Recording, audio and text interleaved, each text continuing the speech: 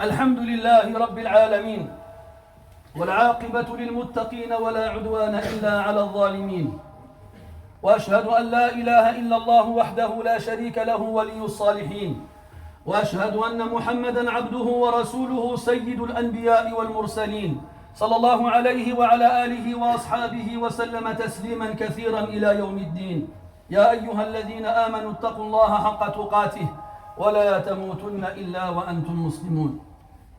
Chers musulmans, la parole du Coran est la parole d'Allah subhanahu wa ta'ala. Cette parole n'est pas comme les autres paroles. Elle a un impact énorme sur le cœur et l'âme des croyants. Dans le Coran, justement, Allah ta'ala nous informe de quelle façon cet impact s'abat sur le cœur des croyants et leurs âmes. Dans de nombreux versets comme celui-ci où Allah Ta'ala dit Allahu nazzala ahsan al-hadith. Allah a fait descendre la meilleure des paroles. Kitaban mutashabihan mathani. Un livre dont les parties se ressemblent dans la beauté, l'harmonie, la perfection et dont les principes se répètent. Taqsha'irru minhu juludu alladhina yakhshawna rabbahum. Frissonne les peaux de ceux qui craignent leur Seigneur lorsqu'ils le lisent et lorsqu'ils l'écoutent, frissonnent.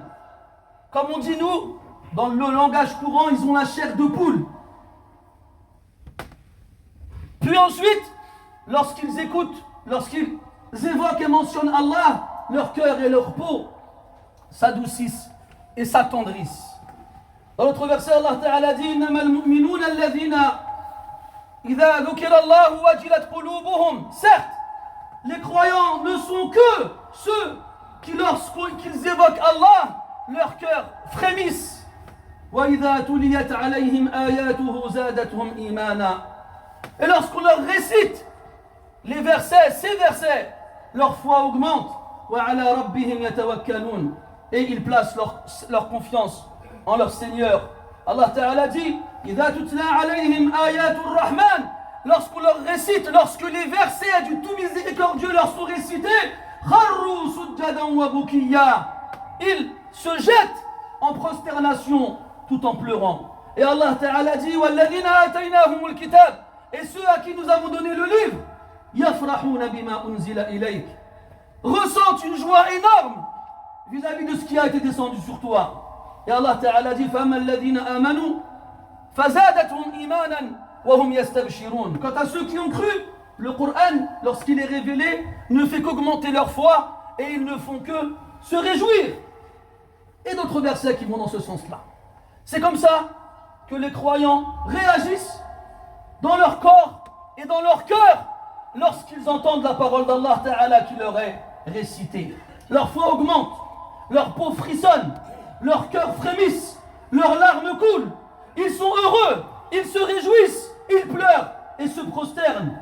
Nous ne comptons pas le nombre de personnes qui sont rentrées dans l'islam seulement après avoir entendu la lecture d'un seul verset. Par exemple, Jubayr ibn Mut'im, radiyallahu anhu, qui nous dit qu'il a entendu le prophète, alayhi salatu wassalam, pendant la prière de Maghrib, réciter Suratu At-Tur.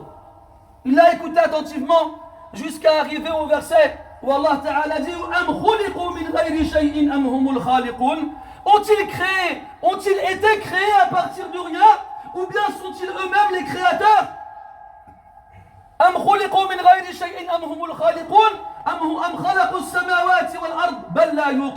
Est-ce que ce sont eux qui ont créé les cieux et la terre? Non, ils ne sont pas sûrs. Est-ce qu'ils détiennent les trésors de ton Seigneur? Ou bien est-ce que ce sont eux qui contrôlent? Et là, Jubayr, qui écoute attentivement, entend ces versets, lui frapper la poitrine et lui transpercer les côtes pour atteindre directement le cœur. Jusqu'à ce qu'ils disent Kada qalbi an yadir. Mon cœur, il a failli s'envoler. Et c'était la première fois que la foi s'est installée dans mon cœur. Nous avons aussi le Fudayl ibn Iyad, rahimahullah ta'ala. Le Fudayl ibn Iyad était un brigand qui se cachait dans les voies empruntées par les voyageurs pour les détrousser. Il était connu et les gens le craignaient. Un jour, il voit une jeune fille et tombe amoureux d'elle. Il la suit et la voit rentrer dans une propriété privée emmurée. Qu'est-ce qu'il fait? Il escalade le mur pour l'apercevoir de l'autre côté, mais il la perd de son champ de vision. Mais il entend une voix, quelqu'un qui lit le Coran. Alors il tend l'oreille et il entend lire le verset où Allah Ta'ala dit Alam ya'ni lilladhina amanu. Le moment n'est-il pas venu pour ceux qui ont cru An takhsha'a qulubuhum li dhikrillah wa ma nazala min al-haq. À ce que leur cœur se recueille vis-à-vis par rapport à l'évocation d'Allah et ce qui a été révélé comme vérité. Et là, on entend ça. Le moment n'est-il pas venu? Et il dit, si, ô Seigneur, le moment est venu. Puis il descend de son mur et il va un peu plus loin et il prend Allah à témoin qu'il se repent de ses méfaits passés et qu'il décide de quitter l'endroit où il a vécu pour aller vivre dans la région de l'Haramain, de la Mecque et de Médine. Puis en arrivant sur place, il n'a cessé de faire des efforts dans l'adoration et dans l'ascétisme jusqu'à ce qu'il fût surnommé Abidul Haramain, l'adorateur, le dévot de l'Haramain, de Mecca et de Médine. On n'a trouvé personne qui adorait plus Allah que lui dans ces deux villes-là. L'impact du Coran, mes frères, il est tellement fort chez les croyants qu'il y en a qui, en entendant un verset, sont tombés malades, d'autres carrément qui sont morts. Omar ibn al-Khattab radiyallahu anhu avait l'habitude d'attendre que la nuit tombe pour sortir surveiller les rues de Médine. Une nuit, lors de sa ronde, il passe près de la maison de quelqu'un et il entend la voix de quelqu'un qui lit le Coran. Alors il s'arrête et tend l'oreille. L'homme faisait la prière et il lisait, comme tout à l'heure, surat At-Tur. Puis il arrive au verset où Allah Ta'ala dit Inna azab rabbika lawaqi' ma lahu min dafi'. Certes, le châtiment de ton Seigneur est inéluctable. Il va arriver obligatoirement. Ma lahu min dafi'. Il n'y aura personne pour le repousser. Et là, Omar il entend ça. Pourtant Omar, c'est quelqu'un qui est musulman depuis longtemps et qui connaît le Coran. Il a entendu ce verset. Mais là, c'est comme s'il entendait pour la première fois. Il dit Qasamun wa rabbil ka'bati haq. Par le Seigneur de la Kaaba, c'est un serment véridique et réel. Il était sur son âne, alors il en descend, il titube, il n'arrive plus à tenir sur ses jambes, alors il s'appuie contre le mur et il reste un moment à réfléchir et à penser, à méditer, jusqu'à rentrer difficilement chez lui. Et pendant 1 mois, il est resté malade sur son lit. Les gens venaient le visiter sans savoir pourquoi il était malade. Puis on a Zuraratu ibn Awfa rahimahullah, un imam chez les salafs, qui alors qu'il dirigeait la prière à la mosquée, a lu Suratul Muddathir, où Allah Ta'ala dit فَإِذَا نُقِرَ فِي النَّاقُرِ. Lorsqu'on sonnera dans le clairon, il n'a pas supporté et il est tombé mort. Rahimahullah Ta'ala. Voilà comment le Coran avait un impact sur les gens dont le cœur était encore vivant.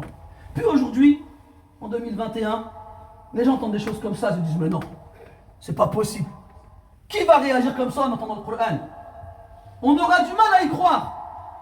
Mais nous, on a du mal à croire à ces choses-là parce que malheureusement, ce genre d'exemples ne sont plus visibles dans notre environnement. Même à la mosquée où, alhamdulillah, tu t'attends à trouver des gens pieux et vertueux, tu n'entends plus de gens pleurer, des gens s'évanouir, des gens mourir. C'est des choses qui sont devenues introuvables, voire même inconcevables. Ça a disparu dans notre environnement. Avant, vous savez, les musulmans, ils avaient toujours, là où ils vivaient, des gens de ce genre-là. Des exemples. Tu leur lisais le Coran, ils pleuraient. Tu leur lisais le Coran, ils se prosternaient. Tu les voyais la nuit en train de prier. Tu les voyais toujours en train de réciter, de méditer. Mais ils sont où aujourd'hui ces gens-là? Où sont-ils partis? C'est devenu une espèce en voie de disparition, voire même disparu. On ne les trouve plus. Résultat, quand on est là à dire un tel il a fait ci, un tel il a fait ça, dans la tête qu'est-ce qui tourne? Soit c'était avant, soit c'est des trucs, non, ils exagèrent. C'est pas vrai. Même les frères, franchement, on n'a jamais vu des gens faire preuve d'une joie immense et se réjouir juste parce que leur équipe préférée elle a gagné un match de football important. On n'a pas vu des gens avoir la chair de poule et des frissons en regardant un film. Des fois, ce film-là, on peut le voir 10 fois consécutives. On le connaît par cœur. À la moindre seconde, à ce moment-là, il va faire ça, il va dire ça, on le sait. Pourtant, on ne se lasse pas de le regarder. Et à chaque fois, il nous fait le même frisson. Il y a des films qui sortent dernièrement au cinéma. Les gens, ils en parlent dans les réseaux sociaux. J'ai vu une remarque de quelqu'un qui a un prénom musulman. Il a dit, j'ai vu tel film, je peux mourir tranquille. Un autre, il dit, c'était le meilleur jour de ma vie. Le meilleur moment de ma vie. J'ai jamais ressenti des choses comme ça. Des musulmans qui te disent ça parce qu'ils ont regardé un film dont l'histoire est totalement fictive du début jusqu'à la fin. Rien de réel dans tout cela. Rien. Absolument rien. On a vu des gens dans les opéras ou bien dans certains concerts écouter des chanteurs, des chanteuses et pleurer. Wallah, on les a vus pleurer. Pourquoi vous pleurez? C'est trop beau. La voix, elle est trop belle. La chanson, elle est trop belle. On a vu des gens avec une concentration digne des gens les plus concentrés dans l'histoire de l'humanité, juste parce qu'ils avaient devant eux une pièce de théâtre ou un chanteur ou autre chose de ce genre-là. On les a pas vus ces gens-là? On les a vus et on les voit même tous les jours. Et c'est pas étonnant pour nous de voir des choses comme ça. Je veux même aller plus loin. On a vu des gens qui se sont suicidés, qui sont morts, qui ont fait des crises cardiaques parce que leur chanteur préféré il était mort. Donc ces effets dont on vous parle depuis tout à l'heure, nous, ce qu'on n'arrive pas à voir, c'est la relation avec le Coran. On se dit, comment c'est possible de réagir ainsi avec le Coran? Pourtant, ces réactions-là, lorsqu'elles ont à faire, lorsqu'elles ont un lien avec des choses du quotidien, de notre quotidien à nous, ça ne nous paraît pas du tout étonnant. Parce que c'est quoi notre quotidien à nous? Les chansons, les films, les matchs de foot, les concerts, c'est ça notre quotidien. C'est ça qui nous parle. C'est ça qui a un impact dans nos cœurs. Le Coran, c'est plus notre quotidien. On ne veut plus en entendre parler. On ne veut plus le lire, on ne veut plus l'écouter. Ah, sauf qu'à des occasions particulières. Un mariage, lis-nous le Fatiha qu'on en finisse. Un décès, lis-nous quelques versets comme les gens le font. Tarawih, je fais la karaté et je rentre chez moi en courant parce qu'il y a un match ou il y a un film. Comme la relation avec le Coran n'existe plus, l'impact du Coran sur nous n'existe plus non plus. Est-ce que ça indique, mes frères, ça indique à quel point les cœurs ils sont morts? C'est des pierres, c'est plus des cœurs qu'on a dans la poitrine. Des pierres qui sont dures et impénétrables. Des pierres dans lesquelles rien ne peut rentrer. Des cœurs qui ne résonnent plus, qui ne comprennent plus, qui ne voient plus. Comme Allah dit dans le Coran, lahum qulubun la yafqahuna biha. Ils ont des cœurs, mais ils ne comprennent pas avec.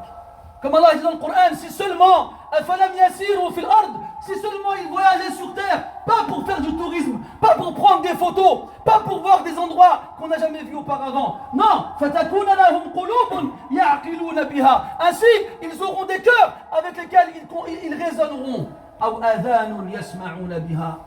Ou des oreilles avec lesquelles ils entendront. فإنها لا تعمى الأبصار. Ce ne sont pas les yeux qui sont touchés de ces cités. Ce n'est pas tes yeux qui te rendent aveugle. ولكن تعمى القلوب التي في الصدور. Ce sont les cœurs dans les poitrines qui sont touchés de ces cités. Wallahi mes frères, ces cœurs-là qu'on a dans nos poitrines qui fonctionnent très bien, ils battent. On pose notre main sur la poitrine, on ressent les battements du cœur. Et donc on peut indiquer avec les battements du cœur que la personne elle est vivante. Et pourtant, ce cœur-là, il est mort. Il est vivant physiquement. Et il indique la vie du corps de la personne. Mais spirituellement, il est mort. Et la personne qui le porte est comme un cercueil qui prend en lui, la dépouille du défunt. La dépouille du défunt. Ibn al-Qayyim, rahimahullah ta'ala, disait, recherche ton cœur dans 3 endroits. Lorsque tu écoutes le Coran. Et dans les assises de rappel, et lorsque tu es seul. Si tu ne trouves ton cœur dans aucun de ces endroits-là, alors demande à Allah de t'en donner un, parce que tu n'en as pas. Et ça, mes frères, ça vient du Coran. Allah Ta'ala dit, Inna fi dhalika la dhikra, il y a certes en cela un rappel, liman kana lahu qalb, pour celui qui a un cœur. On a tous des cœurs, sinon on ne pourrait pas vivre. Et là, Allah il fait référence au cœur qui est réceptif à sa parole, pas l'organe qui bat dans ton corps et qui sert à diffuser le sang dans le reste des organes. Non. Pour celui qui a un cœur ou qui a tendu l'oreille et qui est témoin, wa huwa shahid. Elle est là la réalité, mes chers frères. Il ne faut pas que nous soyons encore plus durs que de la pierre. Vous vous rendez compte qu'Allah dans le Coran, il décrit sa parole comme étant lourde, pas lourde dans le sens qui nous vient à l'esprit, c'est-à-dire barbante, ennuyante. Non, elle est lourde de sens. Inna sanulqi alayka qawlan thaqila. Nous allons certes déposer sur toi une parole lourde. Et pour pouvoir porter quelque chose de lourd, il faut avoir la force. Et parmi les créatures qui ont le plus de force, les montagnes. Et Allah Ta'ala, il nous informe comment les montagnes auraient réagi si le Coran avait été descendu sur elles. لو أنزلنا هذا القرآن على جبل, si nous avions fait descendre ce Coran sur une montagne, لرأيته خاشعا, tu l'aurais vu s'humilier, لرأيته خاشعا متصدعا من خشية الله, s'affaisser, s'écraser par crainte d'Allah. Quel poids est-ce qu'il faut poser sur une montagne pour l'aplatir, pour la forcer à s'affaisser, à s'écraser? Quel poids? Eh bien le Coran il aurait écrasé cette montagne. Et toi qui es fait de chair et d'os, toi dont le cœur tient dans la poignée ou dans la paume de quelqu'un comme toi qu'il est facile de tuer juste en perforant ce cœur, tu es encore plus dur que cette montagne parce que tu ne t'humilies pas quand le Coran t'est récité. Tu ne t'affaisses pas, tu ne t'écrases pas quand le Coran t'est récité. Tu n'as aucun impact, aucune réaction. Ni ton cœur bat la chamade, ni ta peau frissonne, ni ton cœur frémit, ni tes larmes coulent. Absolument aucune réaction. Un cœur dont la présence est égale à l'absence. Et ne crois pas que c'est normal. Et ne crois pas que le fait que les gens autour de toi réagissent comme toi veut dire que ce n'est pas grave. Non mon frère, absolument pas. Malik ibn Dinar rahimahullah ta'ala il disait ما ضرب عبد بعقوبة أعظم من قسوة القلب. Il n'y a pas une punition plus dure avec laquelle tu seras frappé que la dureté du cœur. Il n'y en a pas. Al-Shatibi rahimahullah ta'ala il disait, Shatibi c'est imam connu dans la lecture du Coran, il disait normalement nos larmes devraient couler à flot en lisant le Coran et en l'écoutant. Mais c'est la dureté du cœur qui l'en empêche. Et la vie, elle passe jusqu'à finir gâchée. Elle passe sans une fois dans ta vie, le Coran il t'a fait ressentir quelque chose. Toute ta vie, tu meurs comme ça. Alors que le médicament, l'oxygène pour que ton cœur puisse respirer, le médicament pour que ton cœur puisse guérir, la vie de ton cœur, c'est la parole d'Allah subhanahu wa ta'ala. Faya day'at al-a'mar tamshi sabahna. Ya wallah. Et wallah, c'est une réalité. Et le problème, c'est que nous, quand quelqu'un, imagine-toi, je finirai là-dessus, quelqu'un il se réveille le matin, il a des souffles au cœur, ça lui fait mal, il a du mal à respirer, il s'attrape, il se tient quelque part, il n'arrive pas à rester debout, il sent qu'il y a un problème, alors il commence à avoir peur. Parce qu'il est conscient et il est au courant que le cœur est la partie la plus importante de son corps et que si le cœur il est touché, il est en danger. Alors sa tension va monter, son rythme cardiaque va s'accélérer et là tout de suite le premier réflexe qu'il va avoir c'est appeler une ambulance, appeler un médecin, aller aux urgences, demander à un cardiologue, faites-moi des examens, sortez-moi des radios, je veux voir. Qu'est-ce qui se passe? Est-ce que je suis malade? Est-ce que je vais mourir? Si mon cœur il est touché, je ne vais pas survivre. C'est le premier réflexe que tu vas avoir. Et même si tu n'es pas sorti d'une université où tu as fait médecine, où tu as appris la cardiologie ou autre chose de ce genre-là, tu es conscient au moindre symptôme que ton cœur il va mal. Tu es conscient, tu n'arrives pas à reprendre ton souffle, ta respiration elle est trop rapide, ton rythme cardiaque il est incontrôlable. Tu n'es pas médecin, pourtant tu sais qu'il y a quelque chose qui ne va pas. Et tu cours chez le médecin chercher un remède et une solution, parce que tu ne veux pas mourir.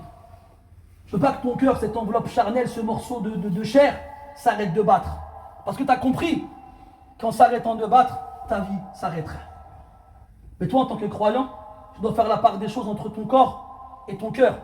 Et te souvenir que le prophète il a dit sallallahu alayhi wa sallam, il y a dans le corps un morceau de chair. S'il est bon, tout le reste du corps il sera bon. Par contre, s'il est mauvais, tout le reste du corps il sera mauvais. Qu'est-ce que c'est? C'est le cœur.